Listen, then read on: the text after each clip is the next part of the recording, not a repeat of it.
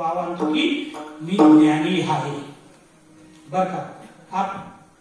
येथे दोळंग्या बापू आपल्या मान म्हणतात चतुर साधन सांगितलेले कोणते 4 साधन चतुर वासनी स्थान प्रसाद आणि भिक्षुक आणि वासनी हे चतुर साधन आपल्याला सांगितलेले आहे बर का.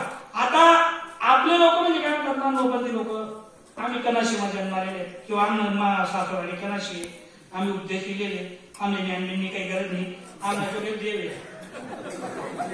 आम्ही जोगे देवे आम्ही काय कीर्तन ऐकले आम्ही काय म्हणतो जोगे ज्ञान सकाळी उठाना स्थानवर डोकं टेकाना संध्याकाळी उठाना स्थानवर डोकं टेकाना विषय कर डोकं टेकामा देव व्हावा नाही डोकं टेकामा देव व्हावा नाही.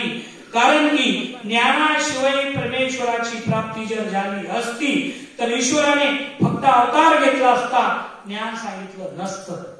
बघा श्रीकृष्ण भगवंतांनी अवतार कार्य केलं जेवढ्या आपण हंस अवताराला जाऊ सतयुगामध्ये हंस अवतार झाला त्यांनी संतातिकांना ज्ञान दिलं.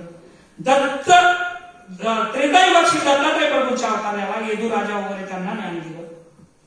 निस्ता अवतार होता मग त्याचे काय मी दिखी उभो तुम्हाला उद्धार होईल गरज लोकांचे दिख ना देव सर्व उद्धार होईल नका ज्यांनी त्यांनी परमेश्वराचे ज्ञान घेतलं